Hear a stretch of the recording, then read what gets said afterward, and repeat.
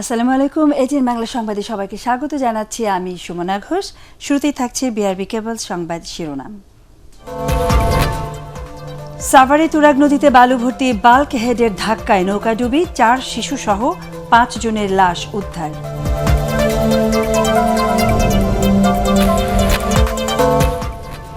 তিন মাসের মধ্যে আরও 80,000 রোহিঙ্গাকে ভাসানচরে স্থানান্তরের উদ্যোগ নিচ্ছে সরকার।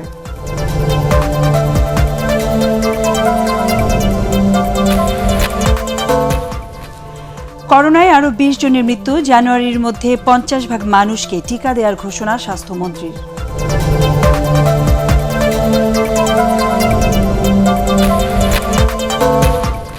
এবং জাতীয় পার্টির নতুন মহাসচিব সাবেক প্রতিমন্ত্রী মুজিবুল হক চুন্নু।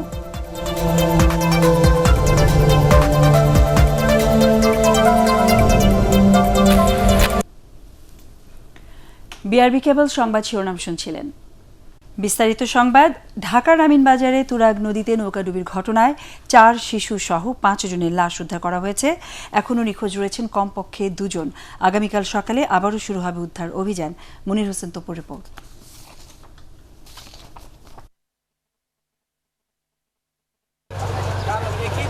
ধারণ ক্ষমতা 5 থেকে 6 জন থাকলেও এই ছোট্ট ডিঙ্গি নৌকা দিয়ে ভোর 5:30টার দিকে তুরাগ নদী পার হচ্ছিলেন মাঝিসহ অন্তত 17 জন।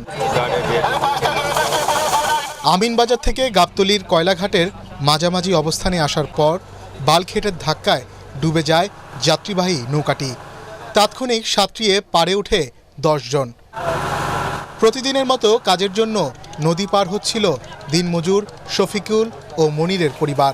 তাদের 9 জনের মধ্যে 5 জনই ডুবে যায়। যখন নৌকা টাক্কর লাগছে তখন তো ফিরছি ফুলা মানে সাঁতার জানে না, ডুবে তলে মাটির সাথে মিশে গেছে। তো এগুলো আর কিভাবে বাঁচে? স্টিল পেটে তলে বসে তলে পেটে ডুবে যাচ্ছে। আমি দেয়া লাভ মারছি, লাভ দিয়া হাতে রয়েছি, হাতে আমার আব্বু সাথে আছি। আমার ভাই, আমার বোন, খালা ঘরের ভাই।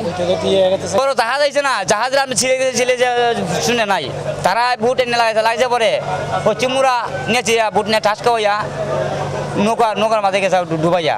খবর পেয়ে 3 ঘন্টা পর ফায়ার সার্ভিসের ডুবুরি দল উদ্ধার অভিযান চালায়। পরে যোগ দেয় বাংলাদেশ নেভি ও কোস্টগার্ডের প্রশিক্ষিত ডুবুরিরা। নৌকার আয়তন অনুযায়ী আসলে এতটুকু 18 জন জনবল আসলে ওই নৌকাতে বসতে পারার কথা না। কিছু শ্রমিক তারা ট্রলারে উঠে অর্থাৎ গাবতলীর এই পারে আসতেছিল। পথিমধ্যে একটা খালি বলগেট যেটা আশুলিয়ার থেকে সদরঘাটের দিকে যাচ্ছিল, সেই বালগেটের ধাক্কায় ওই যাত্রীবাহী যে ট্রলারটা আছে ডুবে যায়। ঘন কুয়াশার কারণে বাল্কহেডকে চিহ্নিত করা সম্ভব হয়নি বলে জানিয়েছে নৌ পুলিশ। ভোরবেলা আলো ফুটেছিল কিন্তু কুয়াশা ছিল, এই কুয়াশার কারণে ট্রলারটা বাল্কহেড থেকে দেখতে পায় নাই। মূলত ঘটেছে কুয়াশার কারণে। এটা মার্ডার কেস অবশ্যই হবে, মার্ডার কেস হবে এবং আমরা ওই ঘাতক বাল্কহেড থেকে আমরা খুঁজে বের করবো এবং আইনগত ব্যবস্থা নেব। আলোর স্বল্পতা ও নদীর স্রোত বেশি থাকায় শনিবার সন্ধ্যার পর উদ্ধার অভিযান স্থগিত করেছে fire service. Monir Hossain Tapu, ATN Bangla, Dhaka. আগামী 3 মাসের মধ্যে আরও 80,000 রোহিঙ্গাকে ভাসানচরে স্থানান্তরের উদ্যোগ নিচ্ছে সরকার। তাদের মানবিক সহায়তা দিতে দুর্যোগ ব্যবস্থাপনা ও ত্রাণ মন্ত্রণালয়ের সাথে সমঝোতার স্মারক সই করেছে জাতিসংঘ। আদ্দিন সজীবী রিপোর্ট। কক্সবাজারের শরণার্থী শিবির থেকে নোয়াখালীর ভাসানচরে রোহিঙ্গাদের স্থানান্তর শুরু হয় গত বছরের ডিসেম্বরে। এ পর্যন্ত প্রায় 19,000 রোহিঙ্গাকে সেখানে সরিয়ে নেওয়া হয়েছে। 1,80,000 রোহিঙ্গাকে ভাসানচরে স্থানান্তরের লক্ষ্য থাকলেও সরকার এখন চাইছে 1 লাখ রোহিঙ্গাকে সেখানে নিতে। After the signing of this ceremony, if the union representatives takes the responsibility of humanitarian support, it will be very much easy and it will be very good for the people of the Rohingya people in Bhasanchar. 3,000 কোটি টাকা ব্যয়ে আধুনিক সুবিধায় রোহিঙ্গাদের ভাসানচরে বসবাসের উপযোগী করে গড়ে তোলা হয়েছে। সেখানেই বাস্তুচ্যুত শরণার্থীদের মানবিক সহায়তা অব্যাহত রাখতে দুর্যোগ ব্যবস্থাপনা ও ত্রাণ মন্ত্রণালয়ের সাথে UNHCR এর সাথে সমঝোতা চুক্তি সই হয় সচিবালয়ে। We try to focus on that type of work which makes the conditions, as you mentioned, conducive for future return of Rohingya to Rakhine. we do our part in the sense that we help to re-establish services, re-establish settlements, village by village, but it is not only that it will count for return. For return we need political action. দেরিতে হলেও জাতিসংঘের এ সহযোগিতায় রোহিঙ্গাদের খাদ্য পুষ্টি, চিকিৎসা সহ জীবনমান উন্নয়নে গুরুত্বপূর্ণ ভূমিকা রাখবে বলে মনে করছে সরকার। আদ্দিন সজীব, এটিএন বাংলা, ঢাকা। করোনায় দেশে আরও 20 জনের মৃত্যু হয়েছে, তাদের মধ্যে পুরুষ 12 জন এবং নারী 8 জন। এই নিয়ে মৃতের সংখ্যা বেড়ে দাঁড়ালো 27,674 জনে। সবশেষ 24 ঘন্টায় 16,925টি নমুনা পরীক্ষায় 415 জনের করোনা শনাক্ত হয়েছে। এই নিয়ে মোট শনাক্ত হওয়া করোনা রোগীর সংখ্যা 15,61,878 জন। শনাক্তের হার 2.45%। স্বাস্থ্য অধিদপ্তরের সংবাদ বিজ্ঞপ্তিতে এসব তথ্য জানানো হয়। মৃতদের মধ্যে ঢাকা বিভাগে সর্বোচ্চ 9 জন মারা গেছেন। আগামী জানুয়ারির মধ্যে দেশের প্রায় 50% মানুষকে টিকা দেওয়া হবে বলে জানিয়েছেন স্বাস্থ্যমন্ত্রী জাহেদ মালেক স্বপন। তিনি আরও জানান, শিগগিরই 12 থেকে 17 বছর বয়সীদের টিকা দেওয়া শুরু হবে। মানিকগঞ্জে বিভিন্ন দুর্গাপূজার মণ্ডপের প্রতিনিধিদের সাথে শুভেচ্ছা বিনিময় শেষে তিনি এসব কথা বলেন। দেশে টিকা উৎপাদনে বিশ্ব স্বাস্থ্য সংস্থা সব ধরনের সহযোগিতার আশ্বাস দিয়েছে বলেও জানান স্বাস্থ্যমন্ত্রী। আশা করি 50% লোক ডিসেম্বর জানুয়ারির মধ্যে ভ্যাকসিনেটেড হয়ে যাবে। মার্চ এপ্রিল বা তার আগে প্রায় 70-80% লোক ভ্যাকসিনেটেড হয়ে যাবে। আমাদের স্কুলের ছাত্রছাত্রী 12 বছরের উপরে যারা আছে তাদেরকে আমরা অতি শীঘ্র আমরা ভ্যাকসিন দেওয়ার কার্যক্রম আমরা শুরু করে দেব। বাংলাদেশকে উপহার হিসেবে 2 লাখ ডোজ অ্যাস্ট্রাজেনেকার করোনা টিকা দেওয়ার ঘোষণা দিয়েছে রোমানিয়া। শুক্রবার রোমানিয়ার রাজধানী বুখারেস্টে পররাষ্ট্রমন্ত্রী ডক্টর AK আব্দুল মোমেনের সাথে বৈঠকে দেশটির পররাষ্ট্রমন্ত্রী বোগদান ওরেস্কু একথা জানান। দুদেশের মধ্যে প্রথমবারের মতো অনুষ্ঠিত পররাষ্ট্রমন্ত্রী পর্যায়ের বৈঠকে দুদেশের বন্ধুত্বপূর্ণ সম্পর্ক ও দ্বিপাক্ষিক স্বার্থ সংশ্লিষ্ট বিষয়ের অগ্রগতিতে সন্তোষ প্রকাশ করেন ডক্টর মোমেন। এ সময় রোমানিয়ার পররাষ্ট্রমন্ত্রীকে সে দেশের ব্যবসায়ী প্রতিনিধি সহ বাংলাদেশ সফরের আমন্ত্রণ জানান পররাষ্ট্রমন্ত্রী। কয়েকটি প্রতিষ্ঠানের প্রতারণার কারণে ই-কমার্সের প্রতি মানুষের আস্থা কমেছে বলে জানিয়েছেন উদ্যোক্তারা। পণ্য কেনাবেচা নেমে এসেছে অর্ধেকে। বাজার বিশ্লেষকরা বলছেন, সম্ভাবনাময় এই খাতটিকে টিকিয়ে রাখতে অনলাইন প্ল্যাটফর্মগুলোকে স্বচ্ছতার সাথে ব্যবসা করতে হবে, নজরদারি বাড়াতে হবে সরকারকেও। মাহবুব কবির চপলের রিপোর্ট। প্রযুক্তির বিকাশের সাথে পরিধি বাড়তে থাকে অনলাইন ব্যবসার। মাত্র 8 বছরে এই খাতে যুক্ত হন হাজার হাজার উদ্যোক্তা। করোনার ঘরবন্দির সময়ে অনলাইন কেনাবেচায় নতুন মাত্রা পায়। 2019 সালে যেখানে ব্যবসা হয় 7,000 কোটি টাকার, 2020 সালে তা দাঁড়ায় 16,000 কোটি টাকায়। কিন্তু সম্প্রতি ই-ভ্যালি, ই-অরেঞ্জ, কিউকম, রিং আইটি সহ বেশ কয়েকটি প্রতিষ্ঠানের প্রতারণার কারণে আস্থার সংকট সৃষ্টি হয়েছে ই-কমার্সে। কিছু কোম্পানির কারণে ইন্ডাস্ট্রিটার উপর কিছুটা প্রভাব পড়েছে। ডিসকাউন্ট সারা পৃথিবীতে ই-কমার্সে আছে। ই-কমার্স না শুধু, আপনি যখন ফিজিক্যাল দোকানে যাবেন সেখানেও যাবেন। আবার কারোর নতুন নিউ অ্যারাইভাল প্রোডাক্ট, সেখানেও ডিসকাউন্ট। এটা মার্কেটিং স্ট্র্যাটেজি, মার্কেটিং গেমিক এগুলো থাকবে, কিন্তু দেখতে হবে এখানে সঠিক ব্যবসায়িক বা এই বিজনেস ইথিক্স নিয়ে আপনার এই মার্কেটিংগুলো হচ্ছে নাকি প্রতারণামূলক হচ্ছে। বিশ্বের বিভিন্ন দেশের মতো বাংলাদেশেও ই-কমার্সের ব্যাপক সম্ভাবনা রয়েছে বলে মনে করছেন বাজার বিশ্লেষকরা। এই খাতকে টিকিয়ে রাখতে সরকারের পাশাপাশি উদ্যোক্তাদেরও ভূমিকা রাখতে হবে বলে মনে করছেন তারা। আমি ব্যক্তিগতভাবে কিন্তু এই বিজনেসের পক্ষে, কারণ আমি অনেক সুবিধা পাই, কম দামে বাসায় বসে সরাসরি বিক্রেতার কাছ থেকে পেতে পারি, এটা একটা ভালো দিক। তবে 2-1টা ঘটনার জন্য পুরো ইন্ডাস্ট্রিকে আমি কখনো দোষী করতে নারাজ। বরং আমি মনে করি এখনই সরকারকে উচিত যারা যারা এর সাথে সম্পৃক্ত তাদেরকে আইনের কাঠগড়ায় নিয়ে এসে বিচার করে দৃষ্টান্তমূলক শাস্তি দিলেই কিন্তু জনগণের আরও কনফিডেন্স বাড়বে এবং এই ব্যবসার উত্তরোত্তর প্রসার ঘটবে। এই সেক্টরে কাজ করছে কিন্তু অনেকগুলো, আমাদেরই মেম্বার আছে 1620টা প্রতিষ্ঠান।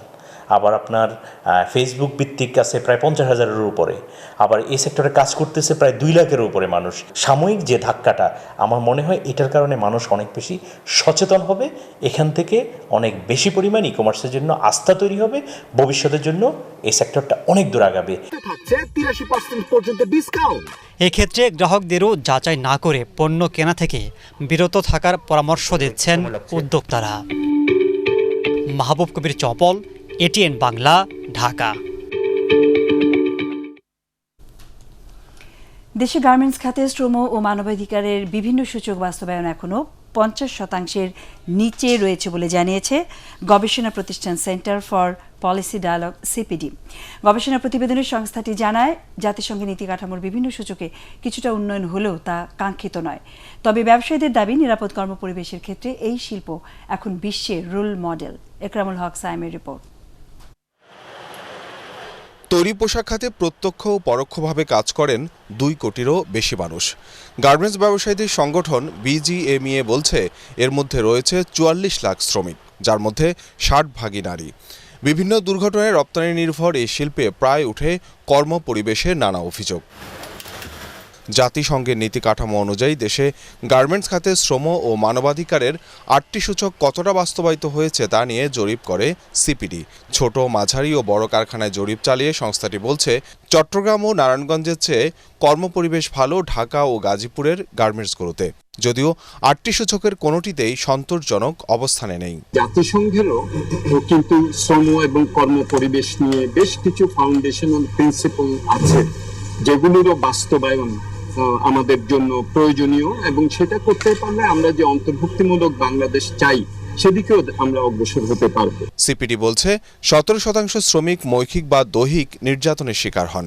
শ্রমিকদের দাবি কিংবা সমস্যা সমাধানে অধিকাংশ ক্ষেত্রেই আনুষ্ঠানিক প্রক্রিয়া মানা হয় না। দুর্ঘটনায় ক্ষতিপূরণ পেতেও চলে দীর্ঘসূত্রিতা। রানা প্লাজার রেফারেন্স তখনই বন্ধ হবে যদি রানা প্লাজার ধ্বংসের রূপে দাঁড়িয়ে আমরা এমন একটা ব্যবস্থা তৈরি করতে পারি, যে ব্যবস্থা আমরা বলতে পারবো যে আমরা ঘুরে দাঁড়িয়েছি, আমরা উন্নয়ন করেছি, টেকসই উন্নয়ন, ধারাবাহিকতা আছে। আজকে বাংলাদেশের পোশাক শিল্প একটি নিরাপদ শিল্প হিসাবে বিশ্বের রোল মডেল হিসাবে নিজেদের অবস্থান তৈরি করেছে। পরিবেশ ও শ্রমিকদের নিরাপত্তার বিষয়টি প্রাধান্য দিয়ে আমরা শিল্পে আমূল পরিবর্তন আনতে সক্ষম হয়েছি। আমাদের এই উদ্যোগ ও অর্জন বিশ্বব্যাপী প্রশংসিত হয়েছে। গার্মেন্টস খাতের তদারকিতে সংশ্লিষ্ট প্রতিষ্ঠানগুলোর সক্ষমতা বাড়ানোর পাশাপাশি শ্রম আইন সংশোধনের কথা বলেছেন নীতি নির্ধারকরা।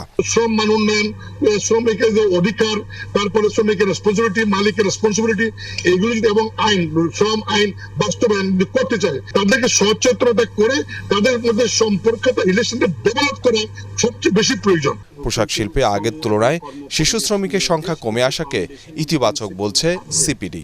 যেগুলোরও বাস্তবায়ন। ইকরামুল হক সায়েম, এটিএন বাংলা, ঢাকা। জাতীয় পার্টির কো চেয়ারম্যান ও সাবেক প্রতিমন্ত্রী মুজিবুল হক চুন্নুকে দলটির নতুন মহাসচিব করা হয়েছে। কিশোরগঞ্জ 3 আসনের সংসদ সদস্য চুন্নুকে আজ মহাসচিব নিয়োগ দেন জাপা চেয়ারম্যান গোলাম মোহাম্মদ কাদের। দলের সদ্য প্রয়াত মহাসচিব জিয়াউদ্দিন আহমেদ বাবলুর স্থলাভিষিক্ত হলেন তিনি। করোনা আক্রান্ত হয়ে গত 2 অক্টোবর রাজধানীর একটি হাসপাতালে চিকিৎসাধীন অবস্থায় মারা যান জিয়াউদ্দিন বাবলু। হুসেন মোহাম্মদ এরশাদের হাতে গড়া দলটিতে 2 বার মহাসচিবের দায়িত্ব পালন করেছেন তিনি। গত 2 বছর ধরে তিনি এই দায়িত্বে ছিলেন। আওয়ামী লীগের সংসদীয় বোর্ড ও স্থানীয় সরকার মনোনয়ন বোর্ডের মুলতবি সভা চলছে। গণভবনে আয়োজিত সভায় সভাপতিত্ব করছেন আওয়ামী লীগ সভাপতি ও প্রধানমন্ত্রী শেখ হাসিনা। সভায় খুলনা, বরিশাল এবং ঢাকা বিভাগের ইউনিয়ন পরিষদ নির্বাচনে দলীয় প্রার্থী তালিকা চূড়ান্ত করা হবে। দল মনোনীত প্রার্থীর পক্ষে কাজ করতে সবাইকে নির্দেশনা দিয়েছেন আওয়ামী লীগ সভাপতি শেখ হাসিনা। স্বতন্ত্র প্রার্থী হিসেবে বিএনপি ইউনিয়ন পরিষদ নির্বাচনে অংশ নিচ্ছে বলে মন্তব্য করেছেন আওয়ামী লীগ সাধারণ সম্পাদক ওবায়দুল কাদের। রাজধানীর সরকারি বাসভবনে ব্রিফিংয়ে সাহস থাকলে বিএনপিকে দলীয় প্রতীকে নির্বাচনে অংশ নেয়ার আহ্বান জানান তিনি। এ সময় নিরপেক্ষ সরকারের দাবিতে বিএনপির 1 দফা আন্দোলন শিগগিরই দুঃস্বপ্নে পরিণত হবে বলেও মন্তব্য করেন ওবায়দুল কাদের। ইউনিয়ন পরিষদ নির্বাচনে বিএনপি স্বতন্ত্র পরিচয়ের ঘোমটা পরে অংশ নিচ্ছে। তাদেরকে আমরা বলবো ঘোমটা ছেড়ে প্রকাশ্যে দলীয় প্রতীকে নির্বাচনে অংশ নিয়ে সৎসাহস প্রদর্শন করুন। শেখ হাসিনা সরকারের উন্নয়ন অর্জনে দেশের মানুষ খুশি। বিএনপির আন্দোলনে জনগণ সাড়া দেবে না। আওয়ামী লীগের অধীনে দেশে কোনো নির্বাচন হতে দেওয়া হবে না বলে হুঁশিয়ার করে দিয়েছেন বিএনপির স্থায়ী কমিটির সদস্য ডক্টর খন্দকার মোশাররফ হোসেন।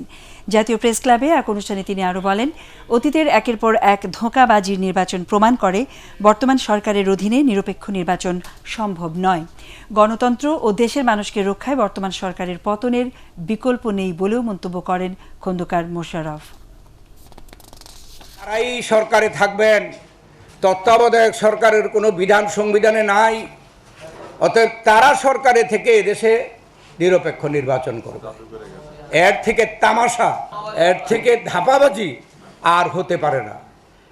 এদেশের কোনো জনগণ বিশ্বাস করে না এই সরকার ক্ষমতায় থাকলে এদেশে আর নিরপেক্ষ নির্বাচন হবে, এদেশের মানুষ নিজের হাতে নিজের ভোট দিতে পারবে। স্বাস্থ্য পরীক্ষার জন্য জার্মানির উদ্দেশ্যে ঢাকা ছেড়েছেন রাষ্ট্রপতি আব্দুল হামিদ। ভোরে কাতার এয়ারওয়েজের একটি ফ্লাইটে তিনি ঢাকা ছেড়ে যান।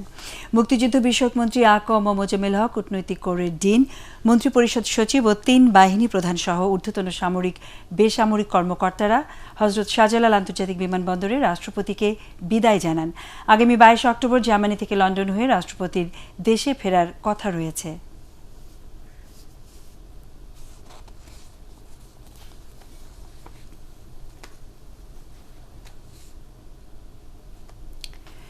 কোভিড-19 থেকে উত্তরণে বাংলাদেশ দারিদ্র্যমুক্ত, জলবায়ু সহনশীল ও টেকসই উন্নয়নমূলক পদক্ষেপের দিকে মনোযোগ দিয়েছে বলে জানিয়েছেন স্পিকার ডক্টর শিরিন শারমিন চৌধুরী। ইতালির রাজধানী রোমে COP26 পার্লামেন্টারি মিটিংয়ে তিনি এই কথা জানান। পরিবেশ ও জলবায়ু সহনশীল পরিকল্পনার অংশ হিসেবে নিম্ন কার্বন নিঃসরণের মাধ্যমে টেকসই ও নবায়নযোগ্য জ্বালানি ব্যবহার করে অর্থনৈতিক উন্নয়নে বাংলাদেশ প্রতিশ্রুতিবদ্ধ বলেও জানান স্পিকার। যুক্তরাষ্ট্রের হাউস অফ রিপ্রেজেন্টেটিভসদের speaker Nancy Pelosi, British house of লর্ডসের speaker John Francis McFall, Italian chamber of ডেপুটিজের প্রেসিডেন্ট রোবার্তো ফিকো, ইটালিয়ান সিনেটের প্রেসিডেন্ট মারিয়া এলিজাবেতা কেজিলাতি এতে অন্যান্যের মধ্যে উপস্থিত ছিলেন। সভার সংসদীয় প্রতিনিধি দলের অংশ হিসেবে জাতীয় সংসদের হুইপ ইকবালুর রহিম এবং সংসদ সদস্য দীপঙ্কর তালুকদার ও জাফর আলম অংশগ্রহণ করেন। ভুয়া সচিব পরিচয়ে প্রতারণার মাধ্যমে কোটি টাকা হাতিয়ে নিয়েছে আব্দুল কাদের সিন্ডিকেট। বিলাসবহুল গাড়িতে জনপ্রশাসন মন্ত্রণালয়ের স্টিকার লাগিয়ে নিরাপত্তা রক্ষী নিয়ে যাতায়াত করতেন কাদের। কথিত অতিরিক্ত সচিব আব্দুল কাদেরের অবাধ যাতায়াত ছিল সচিবালয়ে। ব্যবহার করতেন 1.5 কোটি টাকা মূল্যের প্রাডো গাড়ি। আরও জানাচ্ছেন GM তসলিম। রাজধানীর কাউরান বাজার, গুলশান সহ কয়েকটি স্থানে অফিস খুলে বছরের পর বছর জালিয়াতি করে এই চক্রটি। বিভিন্ন পেশার মানুষকে প্রতারিত করে হাতিয়ে নিয়েছে কোটি কোটি টাকা।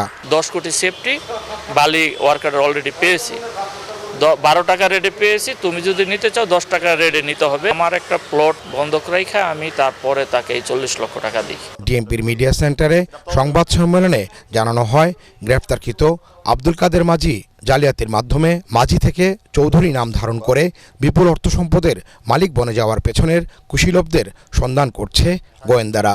অডেল সম্পত্তির এই মালিক এই ভুইফুর আব্দুল কাদের নেই কোনো বৈধ উপার্জন। অনেকগুলি ফ্ল্যাট আছে গুলশান এবং মিরপুরে, 9ম তলা বিশিষ্ট একটি বাড়ি আছে গাজীপুরে, 8 বিঘার বাগান বাড়ি আছে গাজীপুরের পুবাইলে এবং অনেকগুলি ব্যাংকের তার অ্যাকাউন্ট আছে। আব্দুল কাদের দেশের আরেক ধনকুবের প্রিন্স মুসা বিন শমশেরের কাছ থেকে 20 কোটি টাকার চেক নিয়েছেন। একই সঙ্গে মুসা বিন শমশেরের লিগ্যাল অ্যাডভাইজারও হয়েছেন ভুয়া অতিরিক্ত সচিব আব্দুল কাদের। এই ঘটনায় তার স্ত্রী ও তার 2 সহযোগীকে গ্রেফতার করেছে গোয়েন্দারা। 2004 থেকে 2006 সালে একটি বাড়ি একটি খামার প্রকল্পের মাধ্যমে শত শত মানুষের কাছ থেকে সরকারি অনুদানের বাড়ি এবং খামার তৈরি করার নাম করে কোটি কোটি টাকা হাতিয়ে নিয়েছে। আব্দুল কাদেরের সাথে প্রতারণার ব্যবসার বাকি অংশীদারদের খুঁজে বের করতে অভিযান চালাচ্ছে গোয়েন্দা police. GM Taslim, ATN Bangla, Dhaka.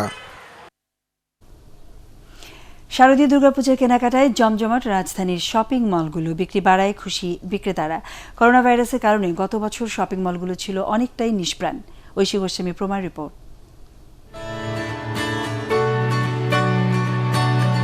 দুর্গাপূজাকে কেন্দ্র করে নগরীর শপিং মলগুলো ফিরে পেয়েছে চিরচেনা সেই রূপ। বেড়েছে ক্রেতার আনাগোনা।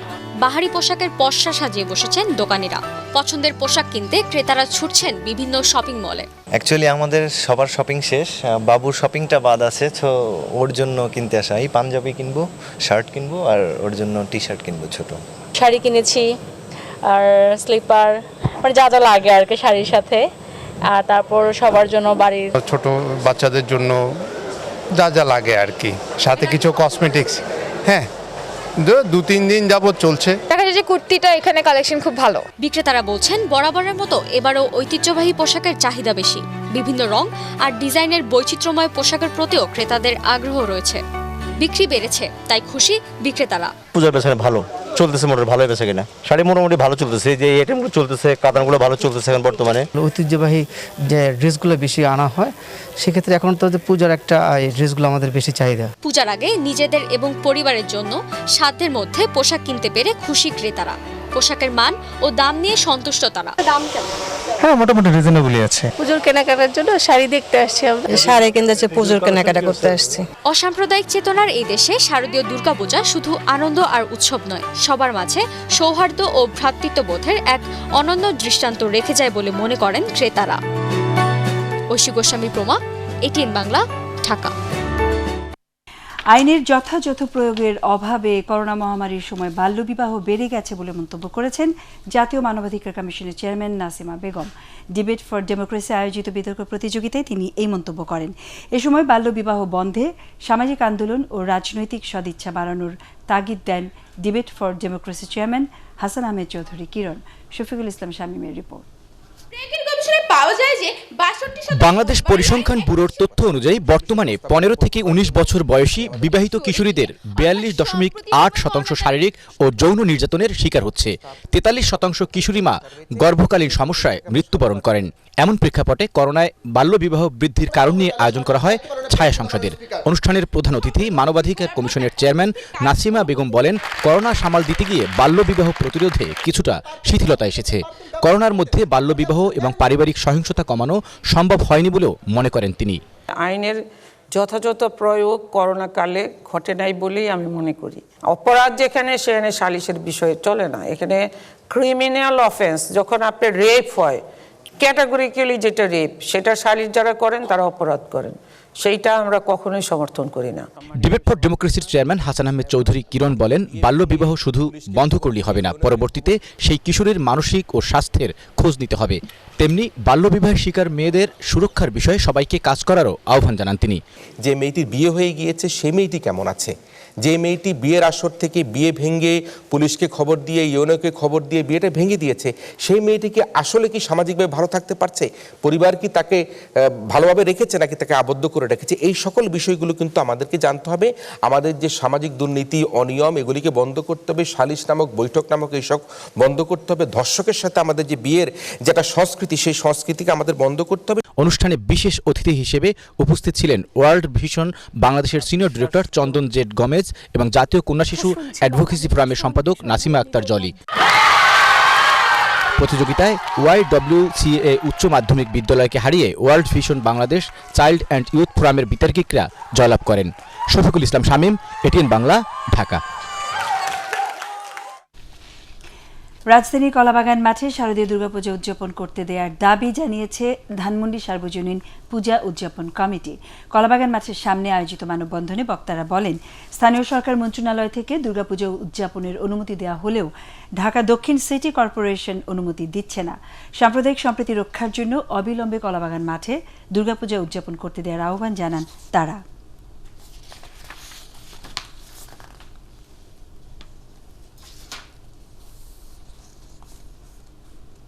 আল আরাফা ইসলামী ব্যাংক অর্থ সংবাদ।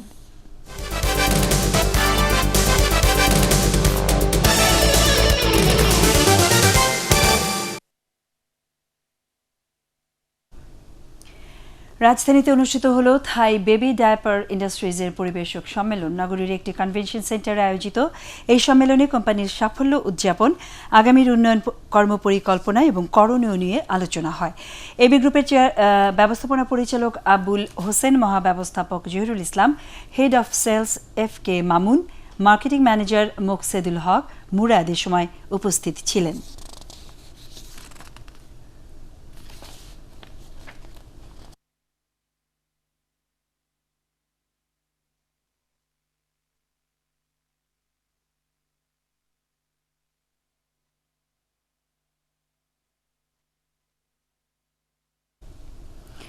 দেশের বাইরে উচ্চশিক্ষায় যেতে আগ্রহী শিক্ষার্থীদের জন্য শিক্ষা মেলার আয়োজন করেছে AHZ অ্যাসোসিয়েটস। রাজধানীর গুলশানে আয়োজিত মেলায় শিক্ষার্থীদের কাউন্সেলিং, বিদেশে বিভিন্ন বিশ্ববিদ্যালয়ের প্রতিনিধিদের সাথে সরাসরি কথা বলার সুযোগ এবং বিনামূল্যে ইংলিশ টেস্টের ভাউচার দেওয়া হয়। এছাড়াও ভালো ফলাফল করা শিক্ষার্থীদের প্রতিষ্ঠানটির বিশেষ সম্মাননা দেয়।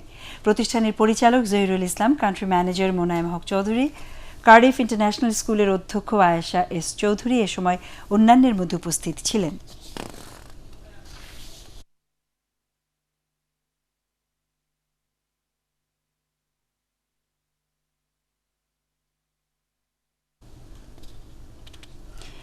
ইসলামী ব্যাংক বাংলাদেশ লিমিটেডের রাজশাহী জোনের ব্যবসার উন্নয়ন সম্মেলন অনুষ্ঠিত হয়েছে।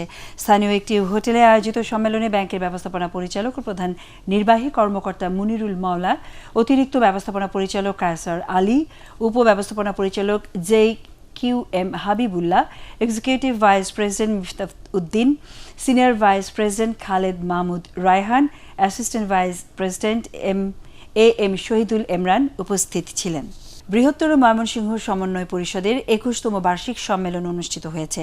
অফিসার্স ক্লাবে আয়োজিত সম্মেলনে পরিকল্পনা মন্ত্রী MA মান্নান বলেন, এই সমিতি বৃহত্তর ময়মনসিংহের সবার মধ্যে পারস্পরিক যোগাযোগ ও সম্প্রীতি আরও বাড়িয়েছে। সংস্কৃতি সচিব আব্দুল মনসুর, পরিষদের চেয়ারম্যান আবুল কালাম আজাদ এ সময় অন্যান্যের মধ্যে উপস্থিত ছিলেন।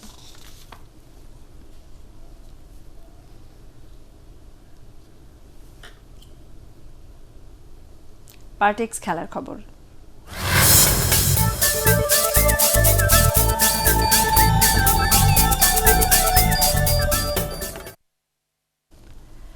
একদিন পিছিয়ে গেল বাংলাদেশ ক্রিকেট দলের দুবাই যাত্রা। সূচি অনুযায়ী আগামী 9 অক্টোবর ওমান থেকে দুবাইয়ের উদ্দেশ্যে রওনা দেওয়ার কথা ছিল টাইগারদের, কিন্তু করোনা ইস্যুতে সতর্ক বলে চার্টার্ড বিমানে ওমান, বাংলাদেশ এবং শ্রীলঙ্কাকে একসাথে দুবাই নিতে চায় ICC। তাই 10 অক্টোবর ওমান ছাড়বে টাইগাররা। সেখানে 12 ও 14 অক্টোবর আয়ারল্যান্ড এবং শ্রীলঙ্কার বিপক্ষে আনুষ্ঠানিক 2টি প্রস্তুতি ম্যাচ খেলবে বাংলাদেশ। এরপর আবারও ওমানে ফিরবেন মুশফিকুর রহিম, লিটন দাসরা। 17 অক্টোবর নিজেদের প্রথম ম্যাচে স্কটল্যান্ডের বিপক্ষে খেলবেন রাসেল ডোমিঙ্গোর শিষ্যরা। এদিকে IPL খেলে সংযুক্ত আরব আমিরাতের টিম হোটেলেই আছেন মুস্তাফিজুর রহমান। সাকিব আল হাসানও অপেক্ষায় আছেন কলকাতা নাইট রাইডার্স ছাড়ার। বাংলাদেশের ফুটবলের চিরপ্রতিদ্বন্দ্বী দুই দল আবাহনী ও মোহামেডানের খেলা নিয়ে স্মৃতিচারণমূলক গ্রন্থ রূপকথার মোহামেডান আবাহনীর প্রকাশনা উৎসব অনুষ্ঠিত হয়েছে। রাজধানীর একটি হোটেলে আয়োজিত এই প্রকাশনা উৎসব পরিণত হয় আবাহনী ও মোহামেডানের সাবেক তারকা ফুটবলারদের মিলন মেলায়।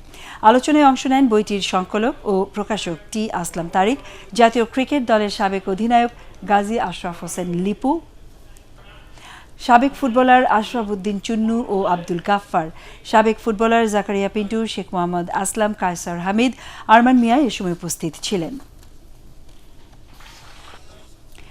বর্ষসেরা ফুটবলারের খেতাব ব্যালন ডি'অরের জন্য 30 জনের সংক্ষিপ্ত তালিকা প্রকাশ করেছে ফ্রান্স ফুটবল। তালিকায় আছেন কোপা আমেরিকা জয়ী আর্জেন্টিনা দলের অধিনায়ক লিওনেল মেসি, ম্যানচেস্টার ইউনাইটেডের ক্রিস্টিয়ানো রোনালদো আর PSG'র নেইমারের নামও। এছাড়া উয়েফা চ্যাম্পিয়ন্স লিগ জয়ী চেলসি আর ইউরো জয়ী ইতালির ফুটবলারদের আধিক্য রয়েছে। এবছর ট্রফির প্রধান দাবিদার ধরা হচ্ছে 28 বছর পর আর্জেন্টিনাকে কোনো শিরোপা পাইয়ে দেয়া লিওনেল মেসিকে। তার বড় প্রতিদ্বন্দ্বী চ্যাম্পিয়ন্স লিগ ও ইউরো জয়ী ফুটবলার জর্জিনিও। আছে কোপা আমেরিকা জয়ী আর্জেন্টিন ফুটবলার লাউতারো মার্টিনেজের নামও। বিশ্বকাপ বাছাইয়ে রোমানিয়াকে 2-1 গোলে হারিয়েছে জার্মানি। হামবুর্গে নিজেদের মাঠে 9 মিনিটেই জর্জি হ্যাগির গোলে পিছিয়ে পড়ে জার্মানি। প্রথমার্ধে সে গোল আর শোধ দিতে পারেনি 4 বারের বিশ্ব চ্যাম্পিয়নরা। একের পর এক আক্রমণে প্রতিপক্ষকে কাঁপিয়ে দেয়া হ্যান্স ফ্লিকের দল দ্বিতীয়ার্ধের 5 মিনিটের মাথায় সমতায় ফেরে জিনাবরির গোলে। এরপর থমাস মুলার 81 মিনিটে দলের জয় নিশ্চিত করেন। এতে জে গ্রুপ থেকে 7 ম্যাচে 18 পয়েন্ট নিয়ে টেবিলের শীর্ষস্থান ধরে রেখেছে জার্মানরা। 5 দেশের অংশগ্রহণে প্রথমবারের মতো ঢাকায় অনুষ্ঠিত হচ্ছে আন্তর্জাতিক স্কোয়াশ টুর্নামেন্ট। রাজধানীর গুলশান কমপ্লেক্সে আগামী 20 থেকে 24 অক্টোবর পর্যন্ত আয়োজিত এই প্রতিযোগিতায় লড়বেন 24 জন খেলোয়াড়। দুপুরে ট্রফি উন্মোচন অনুষ্ঠানে স্কোয়াশ ফেডারেশনের সাধারণ সম্পাদক অবসরপ্রাপ্ত brigadier general GM Kamrul Islam বলেন, এই টুর্নামেন্ট দিয়ে বঙ্গবন্ধুর জন্মশতবার্ষিকী উদযাপন করবেন তারা। বাংলাদেশ ছাড়াও ভারত, ইরান, মিশর এবং পাকিস্তানের সেরা খেলোয়াড়রা এতে অংশ নেবেন। হ্যান্ডবল ফেডারেশনের সাধারণ সম্পাদক আসাদুজ্জামান কোহিনুর, ইস্পাহানী গ্রুপের মহাব্যবস্থাপক ওমর হান্নান এ সময় অন্যান্যের মধ্যে উপস্থিত ছিলেন। ওয়ালটন তৃতীয় জাতীয় মহিলা ও মিশ্র পেসো পালো প্রতিযোগিতার সেমিফাইনালে উঠেছে Savar community club, Narayanganj JBRC, Bangladesh police এবং বাংলাদেশ আনসার। মহিলা বিভাগে সাভার কমিউনিটি ক্লাব 2-0 রানে সেন্ট এঞ্জেলকে হারায়। অন্যদিকে নারায়ণগঞ্জ JBRC হারায় আলতাফ হোসেন খান স্মৃতি সংসদকে। আর বাংলাদেশ পুলিশ 14-0 রানে পরাজিত করে আলতাফ হোসেন খান স্মৃতি সংসদকে। এর আগে প্রতিযোগিতার উদ্বোধনী অনুষ্ঠানে আনসারের ক্রীড়া অফিসার রায়হান উদ্দিন ফকির, ওয়ালটনের জ্যেষ্ঠ নির্বাহী পরিচালক FM ইকবাল বিন আনোয়ার উপস্থিত ছিলেন। ATN বাংলা টুর্নামেন্টের মিডিয়া পার্টনার। সংবাদ শেষ করব তার আগে BRB কেবল সংবাদ শিরোনাম আরও একবার। সাভারে তুরাগ নদীতে বালু ভর্তি বাল্ক হেডের ধাক্কায় নৌকাডুবি, 4 শিশু সহ 5 জনের লাশ উদ্ধার।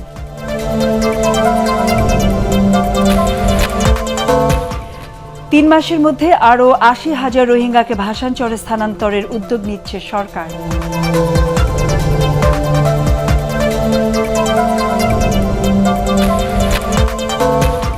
করোনায় আরও 20 জনের মৃত্যু, জানুয়ারির মধ্যে 50% মানুষকে টিকা দেওয়ার ঘোষণা স্বাস্থ্যমন্ত্রীর।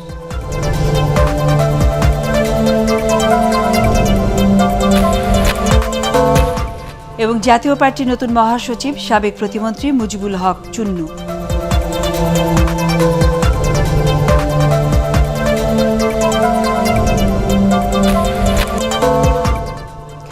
আমাদের পরের সংবাদ দেখার আমন্ত্রণ জানিয়ে এখনকার মতো শেষ করছি।